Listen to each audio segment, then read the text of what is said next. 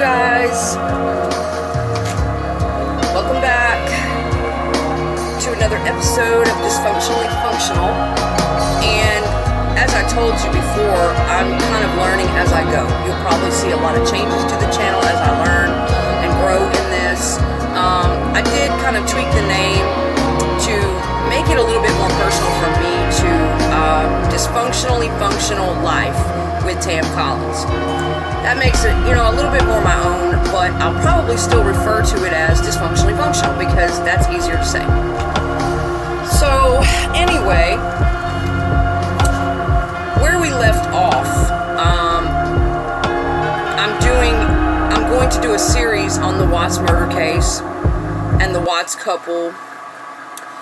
And right now, this will be the third part of the intro to the Watts family, the couple. And this will probably be the last part. I'm hoping to wrap the intro up. Just an introduction to this case, who they were, and get that much done. And then I will be moving forward with my series because there are so many different dynamics to this case that I feel it is important to examine, discuss, spread awareness on, and keep the memory of these beautiful people alive, okay? And so, we're here at part 3. I'm sorry about 1 and 2. They kind of cut off on me. I'm still learning about my timing and getting all that stuff. Eventually, I'll have it down to where it won't just cut off mid-sentence or mid-topic like that. I apologize. I'm working on all that. So, I'm going to look back and do a little recap of where I left off in part 2. But before we get into it, before we get into recapping right where we left off at part 2 about the Watts and start moving forward, finishing that up with them, I would like to mention a few people here on YouTube specific either to this case or something related to what I'm talking about as far as covert narcissism, learning how that really works, okay, and issues related to narcissism, growing up in dysfunctional families, growing up with trauma issues, and the Chris Watts, Shannan Watts murder case. So I would like to name off a few people that I am really fond of and a few YouTube channels and creators where I have gotten information before, where I've learned a lot, people I'm really fond of. Let's see, number 1, and I found this channel last year and it was right on time for me. It doesn't really have anything to do with the Watts murder case, but Empath Uprising, I have to give that a shout. Pete Zapper, one of the best out there, okay? And I'm really scrutinizing about what I listen to, what really moves me, because I've been doing it for years. I've been in therapy for years, since I was a teenager, a child. I have studied psychology for years. I've studied these patterns for years. I've read books and studied and all, I've just been doing it since I was a child because my life required that. It required that of me. So what I'm saying is, it's not every creator or every YouTube channel out there that can really capture me. Something that I don't know or hadn't heard or hadn't been taught in therapy or hadn't covered, they can really put some more puzzle pieces together for me. And Pete Zapper at Empath Uprising did that for me. I have to say that hands down. He is an excellent instructor, teacher, and you can tell that he feels very deeply what he's teaching, what he's conveying to everyone. And so I learned so many puzzle pieces that I just didn't quite get. It's a lifelong thing. When you come from a traumatic childhood, and certain issues will follow you all of your life. And I mean, even if you have been in therapy, even if you have been really aware and working on yourself, I still have struggled with certain issues for years. Okay, it just depends on how traumatic the childhood was, what happened after that, all that stuff. And some people are not fortunate enough. They don't get that help, you know, and it's really sad. But so even for a person like me that was lucky to have mentors and therapy and everything, I still, once I ran upon Empath Uprising and Pete Sapper's channel, I was flabbergasted. I was literally blown away with what clicked in my brain after listening to a lot of his videos and teachings. Fantastic, okay? And I'm not even kidding. Not even kidding. One of the best out there. And I'm not saying there's not other great instructors, coaches, great creators out there where I've learned so much. I learn a lot, okay, from a lot of different creators. I take in lots of different info. But I'm going to have to say, on the top of my list, how he is teaching the material. Love it. Love it. It connected so many dots for me. And I'm a person that has been doing this all of my life because of what happened to me in childhood. I've had to devote my life to studying and psychology and therapy and learning patterns. Okay, so if I say that, okay, you can take it to the bank that if you're interested, it will really help you connect some dots in your mind and really help empower you and help you to understand over at Empath Uprising. Love, Pete. So check that out if you're interested. Because it really helped me. And it's the way he teaches it. You know, it's his energy and it's the format that he teaches it in. And every new concept that he teaches, he reinforces the old concepts as he goes along. Love that bit. Love that bit. Repetition. He reinforces every concept he's taught you so far in the new material. Love it. Oh my God. Now that is a good teaching technique, okay? You know, and I've raised 2 sons. I'm not a teacher. I'm not a doctor. I have an associate's degree, but I don't have any major degrees. But you know, I've done a few things here and there. I've studied on some stuff. I took some psych courses, and you know, I've raised 2 boys, so I know some shit. You know what I'm saying? I got a little insight there. As far as having to teach, instruct, care about another human mind, okay, being a parent will do that to you. So anyway, check him out if you guys are interested. You know, you have certain issues, you're interested in learning about covert narcissism, empathy, the different levels of empathy, stuff that we don't even think about. Before I found his channel, I didn't really truly know the deeper meanings of empath, and I didn't really know there could be more than one kind. Makes so much sense, okay? Get on over there and check it out. Empath Uprising, guys. Also, I want to mention, who else am I really fond of? As far as the Watts murder case goes, Live Abuse Free. I love her. Check her out. She really helps people to understand the finer details of what is going on in the Watts situation, in the mind of Chris Watts, covert narcissism. I have learned a lot from Live Abuse Free in the last year or so. And now I'm just going to go quickly through the rest. I really like Spiritual Whistleblower. Love her. Got to mention her. Kimberly.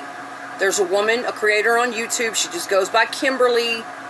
Got a little funny little design by her name. I love her channel. She's informative but also humorous at the same time. I really dig her. Connect the Dot Media. Shout out to her. I love her. I get a lot out of her channel. It's informative and funny at the same time. Look, you guys, I'm fond of people who can teach the material, who can discuss things, but also at the same time show some unique individual attitude, personality, whatever, okay? I think that's cool. And a lot of times I'm attracted to you know, just the average person who is just sharing their personal life experience, that really interests me. You know, the smaller creators, the smaller people who are being brave enough to contribute something to the world by sharing their own personal experiences or what have you. I'm very attracted and interested in that, and I will stop and give them a listen, because you never know what average person is going to say something, one thing that helps you, that inspires you, that makes it click for you. So don't ignore the little fish. Who else? Of course, Dr. Todd Grande. I'm sure a lot of people are familiar with him. He's fantastic. I love him. Lisa Romano. I'm sure a lot are familiar with her. Love her work. There's also a man called Hario Avadtop. Highly recommend him. I like how he puts it down, man.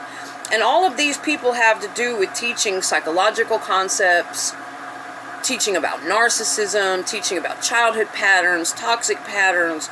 Richard Grannon, I'm fond of him as well. Derek Jackson, I'm sure a lot of you are familiar with him. He rocks. I love how he puts it down. Gives you a really good insight into some things.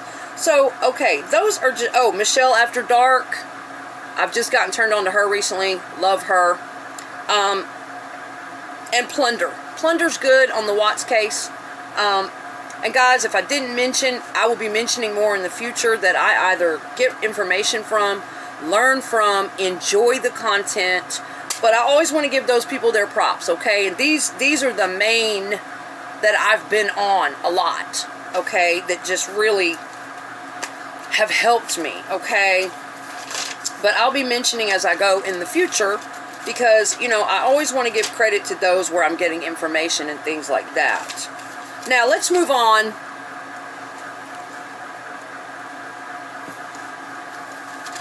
into the Watts case. Now, where we left off in part 2, I was discussing Shannan and Chris as a couple and how the communication, you know, we discussed how our childhood needs, unmet childhood needs, unmet baggage, little things from childhood or big things from childhood can follow us into our adult relationships, especially when we get married young, okay? And we haven't fully developed our own identity yet. We haven't really worked on ourselves enough yet, and we end up getting married young. Okay, a lot of times issues from childhood, even if we weren't raised in a traumatic or abusive family, still yet things from childhood can follow us into our adult relationships. Doesn't matter. It could have been bullying at school or a shaming event that happened, or maybe there was something that happened in your early teens or preteens where you weren't accepted, or any number of little things that made a person feel insecure, rejected, ashamed. All of that can follow us into our adult relationships, and especially traumatic, abusive, dysfunctional parents. If you don't go to therapy and you don't have a mentor and you don't get some help for that stuff, it's going into your marriage. You can bet on it. Period. Now, where part 2 cut off, I was saying that it's not your partner's job to read your mind. They're not going to be able to. You are going to have the ability to speak up to them. You're going to have good communication skills. You know, and it's just funny to me that really all of this psychological, looking at codependency and looking at all these issues, really, that hasn't been going on long. Historically, this psychological examining didn't exist. People historically married, you know, so it's kind of ingrained almost in our damn DNA. Historically, we all rely on each other. We are tribal. We need other people. And people married for convenience reasons. You know, in the past, women had their roles, men had their roles, And people married and they played out those certain roles, even if it wasn't fair to one person or the other. There was a lot of codependency going on, all types of dependency going on. You know, generally the woman did work, she stayed home with the children, and the man was the main provider. And, you know, we married for reasons of security and someone to provide for us, and the man had someone to wash his clothes and cook his meals. You know, I'm just saying, it's only in really recent years that we're learning all of these things because we are evolving as people. Humanity is evolving in consciousness. People are not the same as they were even 20 years back, okay? But this is all really fairly recent, so I understand why some people have a hard time getting on board with, you know, oh, we need to be our own identity and we need to be self-sufficient. We need to take a look at our psychological issues and our triggers and why are we so codependent? Why are we trying to cling to another person and live our life through them? And so I'm trying to kind of make everyone aware of that balance there, that we don't need to live that way anymore, okay? Now, historically, those people didn't have the options we have. And quite frankly, I don't think they had the awareness, the consciousness, the education that we have now. People just didn't know a lot of these things. They weren't thought about, okay? But now it's important because we have evolved. People are different now. We have evolved our consciousness. We're doing different things. We have more of an awareness of things. And these things are being looked at and discussed, and people are becoming more, you know, independent and working on their own identities and their own special purposes. Whereas just really a few years back, they weren't, okay? So I kind of get it. Why it is so deeply ingrained in people, not just because of traumatic childhoods, but why it's so deeply ingrained in people to have that desire to, oh, I gotta have somebody, and oh, I have to be supported, and oh, I need to, because, well, you know, human beings are tribal creatures. We do. It's been that way for eons. We need others to survive, and I don't think that'll ever go away.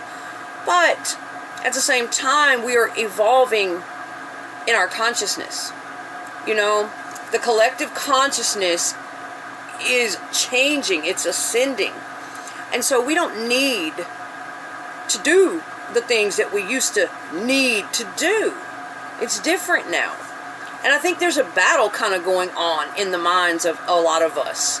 That, well, this is kind of in our instinct, not only from traumatic childhood or triggers, but it's just kind of an instinctual thing to want to do this and be with this person and have this life, and, you know, because of society and just because of historical patterns and just stuff that's ingrained in us for eons, okay? And so I get it. I can see why people struggle with it, and they don't just naturally pop up one day and go, hey, I'm my own strong identity. I can do it all alone. I don't need anyone. I've got it all figured out. Hey, I get it. I freaking get it. Okay? But I just thought that was a neat thought, you know? It's only just recently that we all started really paying attention to issues like this and really thinking about it. It was unheard of in the past for some woman or anyone to pop up and say, you know, I don't feel like I'm getting what I want out of this marriage. I feel like we're too codependent. I feel like we have attachment and abandonment issues. I don't like what's going on here, and I really want to go and work on my own identity and my own purpose. Can you imagine someone saying that back in the 50s or 60s? Or even the 80s, 90s, hell. It's only just recently that I believe collective consciousness has evolved enough to where we are looking at and examining the different parts of ourselves. We're really trying to get in touch with who we are as individuals and not have to need someone else all the time in a toxic way. I just think it's interesting. And child psychology as well. Even back when I was growing up in the 80s.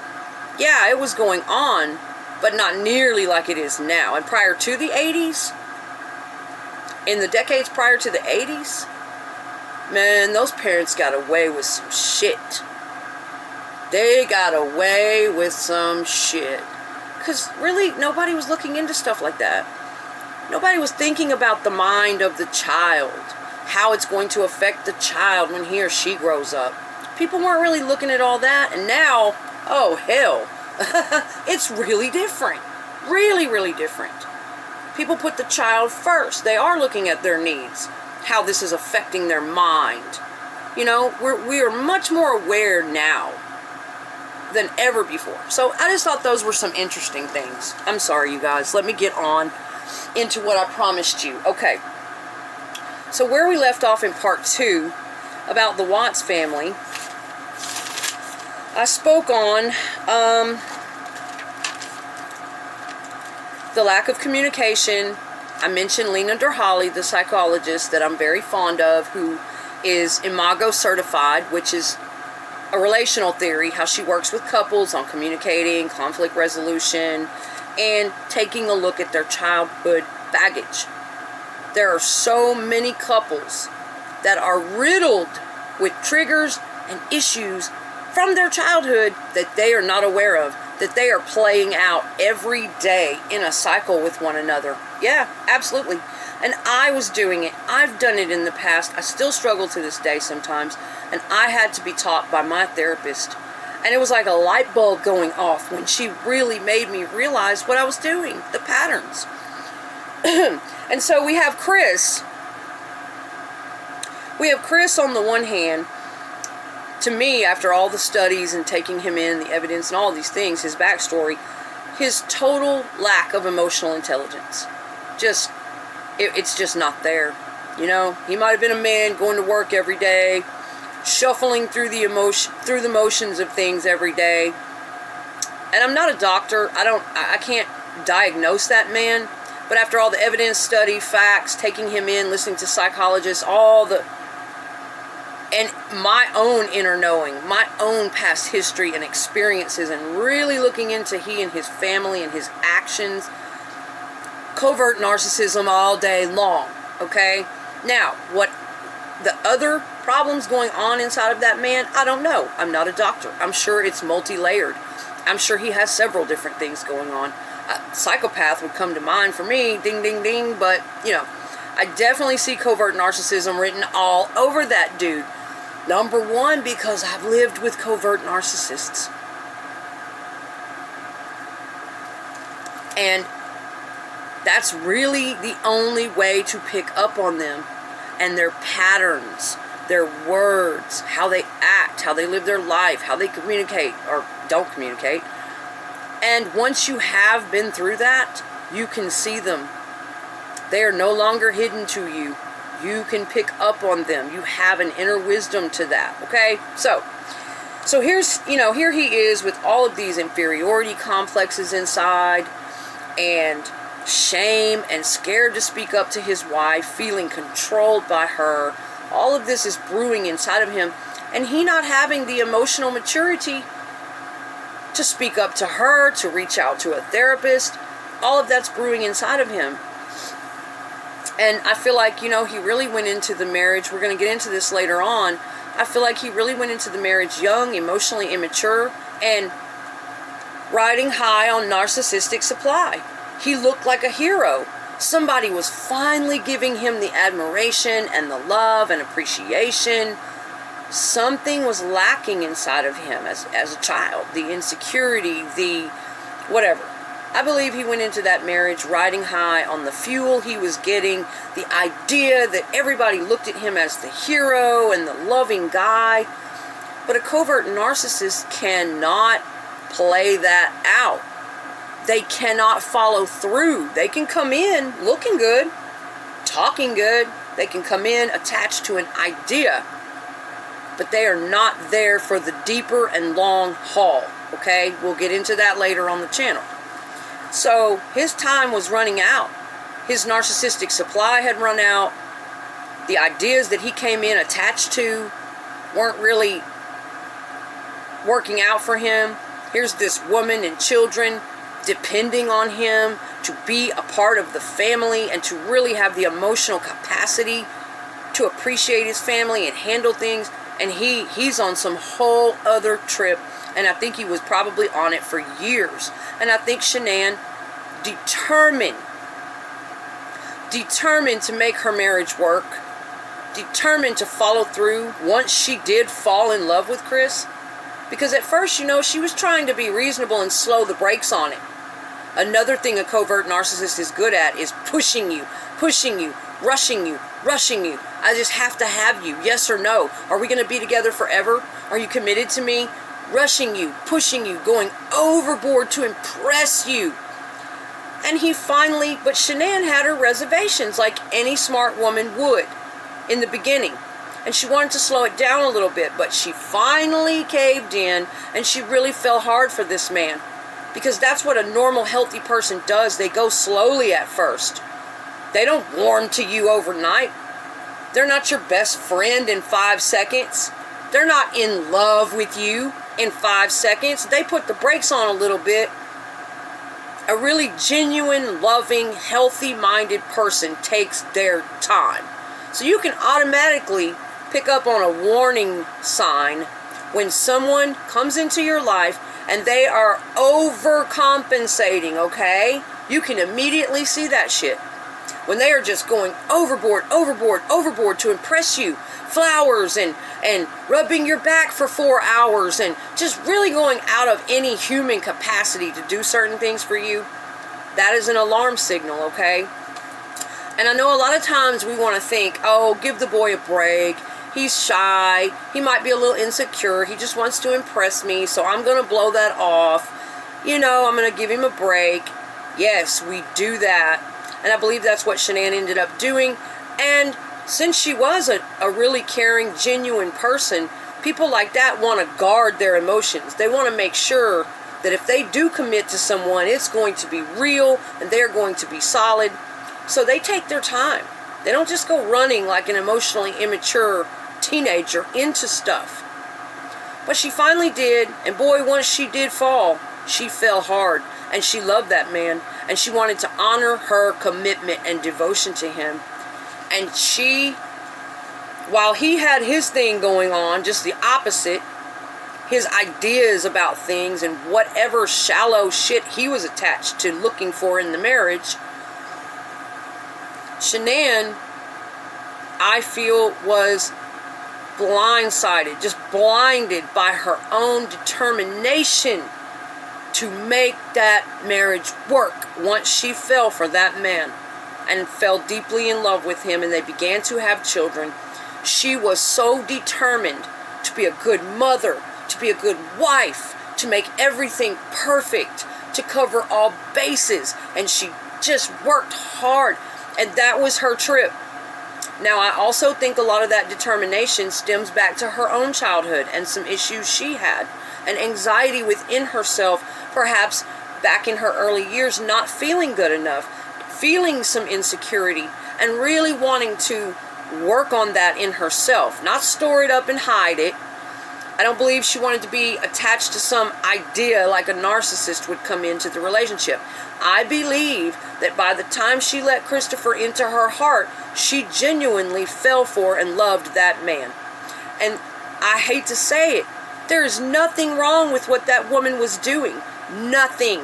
Working very hard to make her marriage work, to be the best mom, the best example, the best wife, cook, career, house decor, style.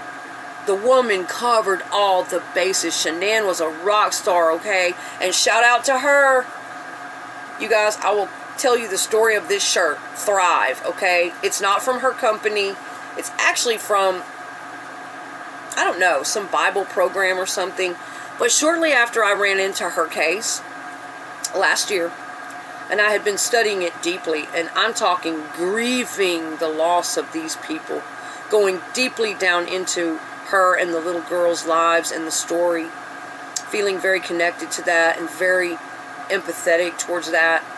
My neighbor walked out one morning and had on this shirt.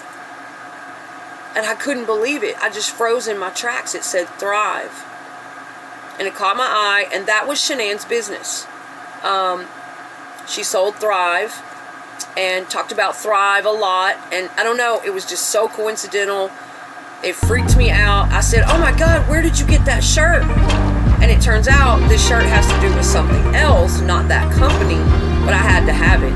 I was like, oh my God, will you sell me that shirt? He took it off his back right then and threw it at me. He said, you can have it. And so, representing Shannan, Thrive. But yeah, she was really a beautiful and inspirational person. Guys, my video's running over time, so I'm going to clip it. I'd hope to get this done in 3 parts, but there will be a part 4 to conclude the intro to the Watts, okay? And then we'll wrap that up. So you guys join me in part 4.